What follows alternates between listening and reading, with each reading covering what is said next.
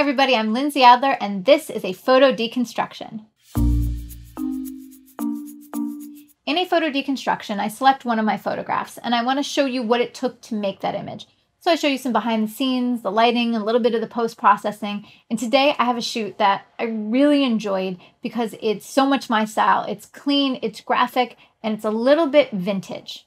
And so where the inspiration image for this started, where the inspiration started from was I was shopping on Amazon. I was just looking for cheap hats, cheap props, and I saw this hat that was $10.99 US dollars. And it had these, these circles of black, white, black, white.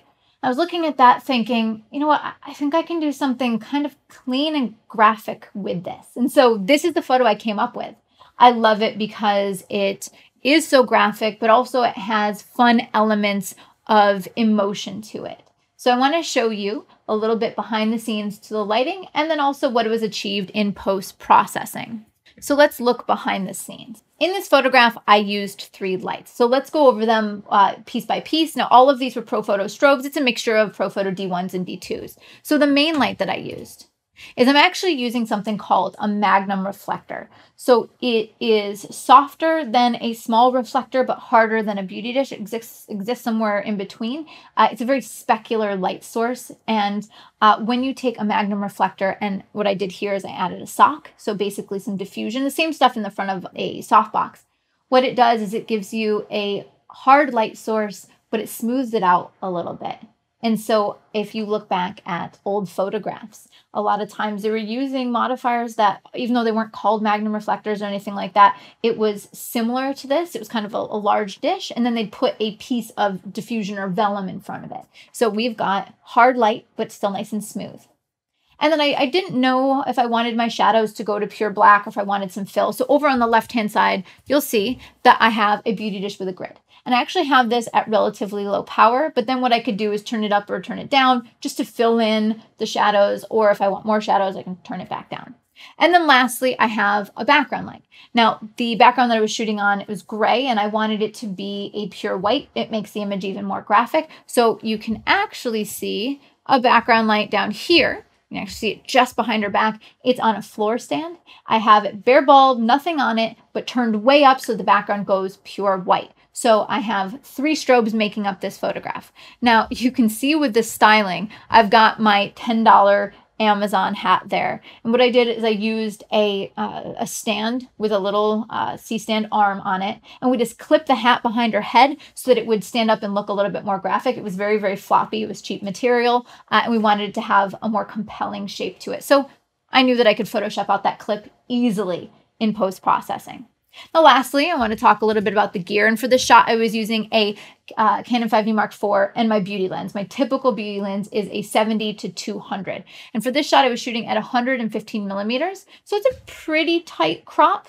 But again, I ended up going a little bit wider, as you saw in the final shot, because I thought it made nice, interesting, clean lines. And I was shooting at an f8. I'm not trying to blur out the background. It's on a white background, so everything's nice and clean and crisp.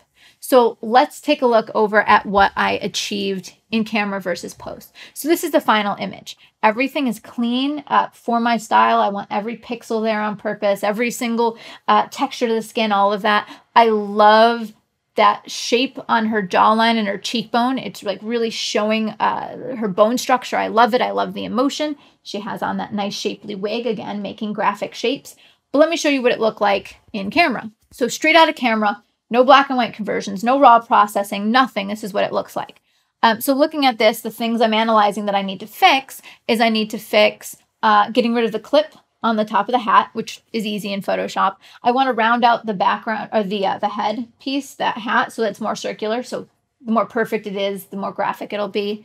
I know that I want the skin to be pure white. It's going to make it nice and graphic. And then I think I want the shoulders to be a little bit more even. So I like symmetry in my photographs. So this is what it looks like straight out of camera. But I'm shooting tethered. And so when I was shooting tethered, I converted it to black and white. I popped the contrast a lot. And then I took the skin tones and lightened them up as well. So this is all in Adobe Camera Raw, all in my raw processor. So I went from straight out of camera to this. So I'm actually getting very close to the final shot before I ever open it up in Photoshop.